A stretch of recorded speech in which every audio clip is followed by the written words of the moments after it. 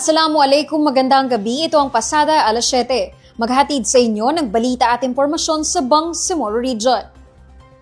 Naghain ang mga mambabatas ng Bangsamoro ng isang panukalang batas na layong gawing mas inklusibo ang halalan sa rehiyon at mabigyan ng mas malakas na tinig ang maliliit na partido at mga grupong matagal nang kulang ang representasyon sa parlamento.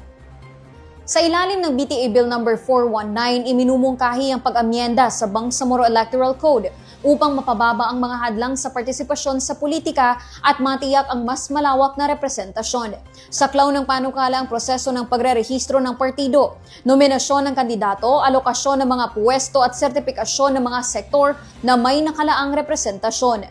Bababaan ng panukala ang electoral threshold mula 4% ay magiging 2% upang makakuha ng pwesto ang isang partido. Ibinababa rin nito ang requirements sa membership para sa pagrerehistro ng regional political party mula 10,000 tungo sa 5,000 at inaatasan ang pagkakaroon ng mga lokal na chapters sa karamihan ng mga munisipalidad upang manatiling konektado ang pamunuan sa mga communities. Itinatakda rin ng panukala na ang regional parties ay dapat magsumite ng listahan ng kandidato na may hindi bababa sa 20% na kababaihan. Nililinaw din nito ang proseso ng halalan at certification para sa sektor ng kabataan, kababaihan, settlers communities, non-Moro indigenous peoples, traditional leaders at ulama. Ang kanilang halalan ay isasabay sa unang parliamentary elections at ang mga opisina o ministeryo magbibigay ng sertipikasyon ay may 15 na araw upang kumpletuhin ang proseso. Kasalukuyang nasa second reading sa Bangsamoro Parliament ang naturang panukalang batas. Isinagawa ng Bangsamoro Parliament ang ika-6 na leg ng pampublikong konsultasyon para sa paglikha ng 32 parliamentary districts sa Maguindanao del Sur noong Miyerkules, December 10 at inaasahang tatapusin ang huling leg sa Maguindanao del Norte sa Biyernes. Sa pandinig, tinalakay ng mga mambabatas ang districting parliament bills na naglalayong hatiin ng 24 na bayan ng lalawigan na may populasyong 813,243 sa 5 parliamentary districts. Ayon kay Governor Dato Ali Midtimbang, nakatulong ang konsultasyon upang mas maunawaan ng mga residente ang proseso ng pagbuo ng mga distrito. Binigyang diin naman ni Vice Gov. Hisham Nando na dapat nakabatay ang final districting plan sa Bangsamoro Organic Law upang matiyak ang patas na representasyon. Magpapatuloy ang huling leg ng konsultasyon sa December 12 sa Maguindanao del Norte bilang bahagi ng region-wide districting hearings ng Parliament. Ipinagpatuloy ng Bangsamoro Parliament ang ika-4 na regular na session noong December 11, 2025 kung saan kinumpirma ang bagong hanay ng mga chair, vice chair at committee members. Kabilang sa mga bagong talaga sina Deputy Floor Leader Suharto Ambulodto at Nagib Sinarimbo, members of the Parliament Ali Rakim Munder para sa Ways and Means, Abrar Hataman at Baileng Mantawil para sa Women, Youth, Children and PWDs, Muhammad Kelly Antao para sa Transportation and Communications, Abdul Basit Benito para sa Education at Ethics, Rasul Ismael sa Blue Ribbon at Tomanda Antok sa Bangsamoro Justice System. Sa kaparehong sesyon, 9 na panukalang batas ang umusad.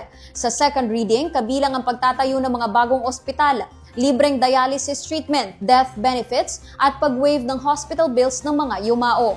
Iniharap din ang panukalang pagtatag ng regional centers para sa proteksyon at rehabilitasyon ng children involved in armed conflict. Inadapt din ng plenaryo ang ulat na nagtatapos sa reklamong may kaugnayan sa umano'y irregular na transaction sa Ministry of Interior and Local Government habang kinikilala ng mga mambabatas ang Bangsamoro Indigenous Peoples Act of 2024 at ang pagkakasama ng MSU Tawi-Tawi sa Times Higher Education Impact Rankings 2025. Lalong lumalakas ang pagkilala sa homegrown school feeding program ng Bangsamoro Autonomous Region Muslim Mindanao bilang pinakamakapangyarihang modelo ng school feeding sa bansa. Matapos bisitahin ng mga opisyal mula sa Davao City LGU at Department of Education ang rehiyon nitong December 10, 2025 upang pag-aralan ang matagumpay nitong implementation. Itinatag ng BARM ang HGSF noong 2020 upang tugunan ang malnutrisyon ng mga mag-aaral habang diretsyong sinusuportahan ang lokal na agrikultura. Sa ilalim ng programang ito, ang pagkain ng mga bata sa paaralan ay nagmumula sa sariwang ani ng mga lokal na magsasaka na ginagawang tuloy-tuloy ang daloy ng kita sa komunidad. Pinamumunuan ng Ministry of Basic Higher and Technical Education ang pagpapatupad ng HGSF kasama ang Ministry of Agriculture, Fisheries and Agrarian Reform, Ministry of Health, Bangsamoro Planning and Development Authority, mga LGU at ang World Food Program. Ang koordinasyon ng mga ahensya ay nakahanay sa Food Security and Nutrition Roadmap na pinangangasiwaan ng Bangsamoro Food Security Task Force. Sa kanilang pagbisita, inobserbahan ng Davao Delegation ng Farm-to-School Partnerships, kitchen operations at meal preparation sa UPI kabilang ang Blala Elementary School.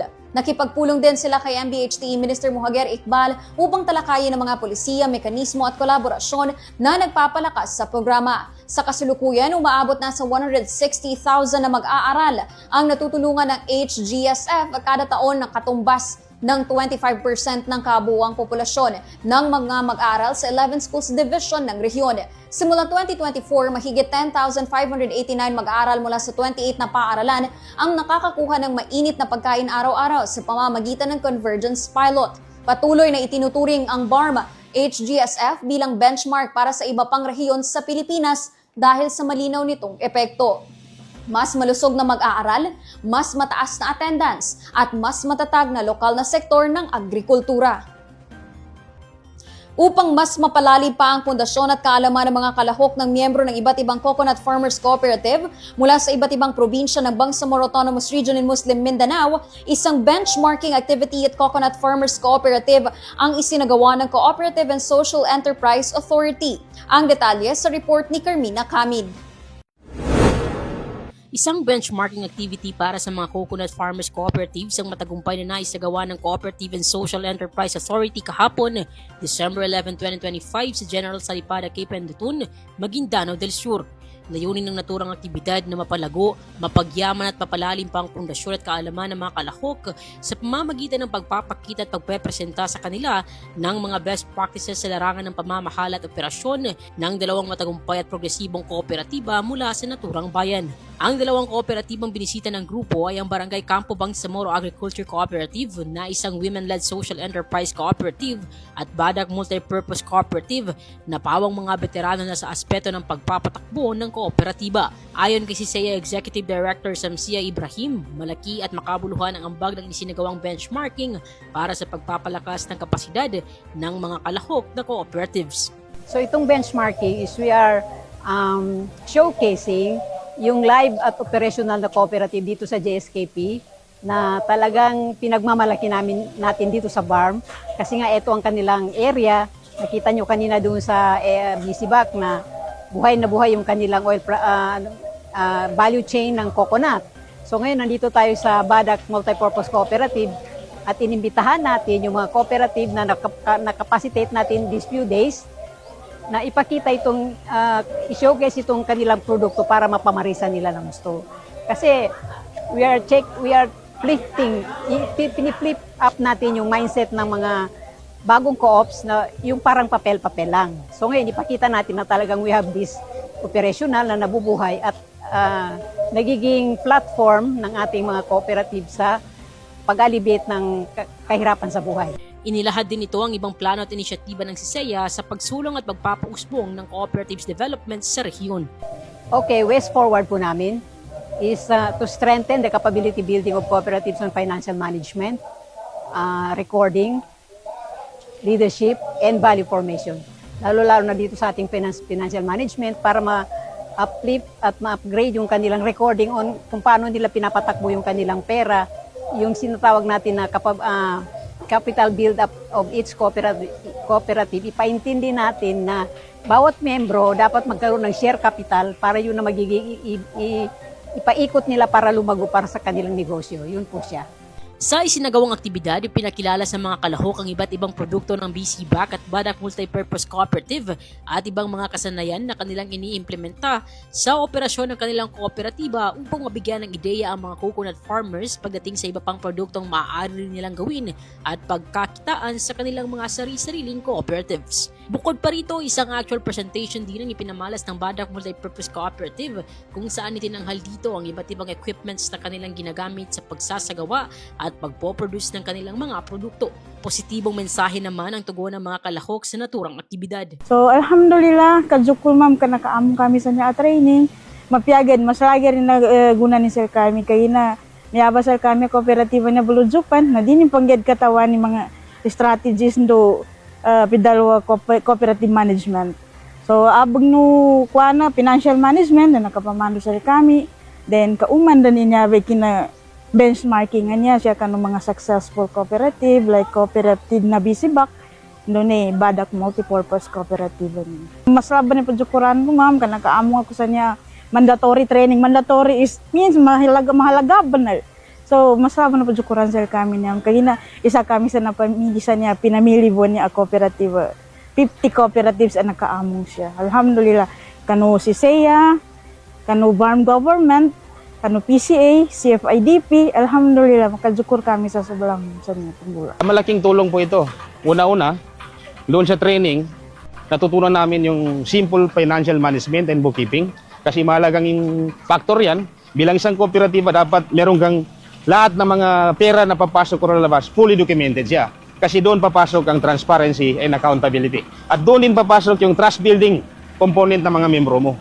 And then pang-apat, doon natin masasabi as a great indication na success ang cooperative pag may financial na dokumento.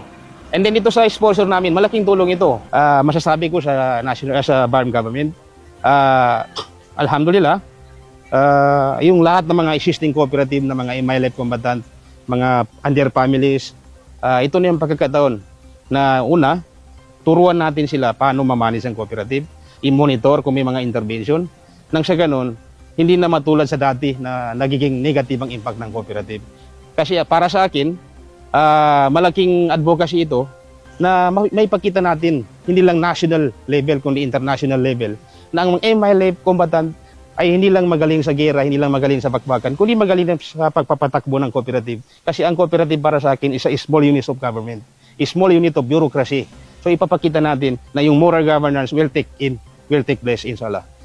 Sa huli, ang benchmarking na ito ay isang patunay na kapag sama-sama ang kooperatiba, komunidad at pamahalaan, mas nagiging matatag, competitive at handa ang mga coconut farmers sa pagharap ng mga hamon at oportunidad ng makabago at progresibong panahon. Carmina Camid, BIO News. 15 atleta at isang coach mula sa Bangsamoro ang tumanggap ng cash incentives mula sa Bangsamoro Sports Commission.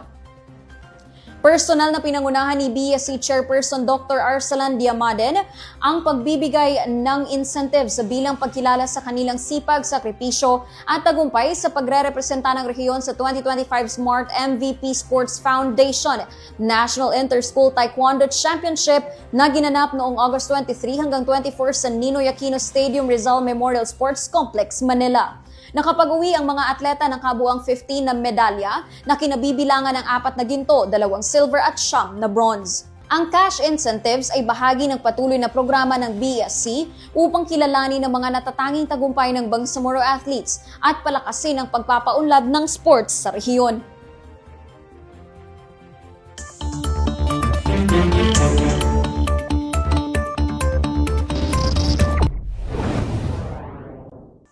Sa ating panahon ngayon, makakaapekto ang easterlies sa iilang bahagi ng Mindanao. Sa pagtaya ng Pag-asa, magdadala ito ng mga pag-ulan, pagkidlat at pagkulog sa ilang bahagi ng Mindanao. Pinapayuhan ang mga residente, lalo na sa mga mababang lugar at malapit sa ilog na maging alerto sa posibleng baha at landslide. Manatiling nakaantabay sa mga paalala ng Pag-asa at Barm Ready sa ating panahon ngayon. Sundan ang Facebook pages ng Barm Ready at Barm Ready Weather Update. Makikita rin ang mga hotline numbers ng Barm Ready sa inyong screens. At yan ang mga balitang tampok sa Pasada alas 7. Para lagi pong updated sa mga kaganapan at impormasyon sa BARMM, i-like, i-follow at i-share ang official social media accounts ng Bangsamoro Government na makikita sa inyong mga screens. Mapapanood nyo rin ang episode na ito ng Pasada alas 7 sa YouTube page ng Bangsamoro Government. Bisitahin din ang bangsamoro.gov.ph. Ako po si Yana Sanday ng Bangsamoro Information Office, naghatid balita sa ngalan ng serbisyo publiko at moral governance. Maraming salamat po at pagpalain ang Bangsamoro.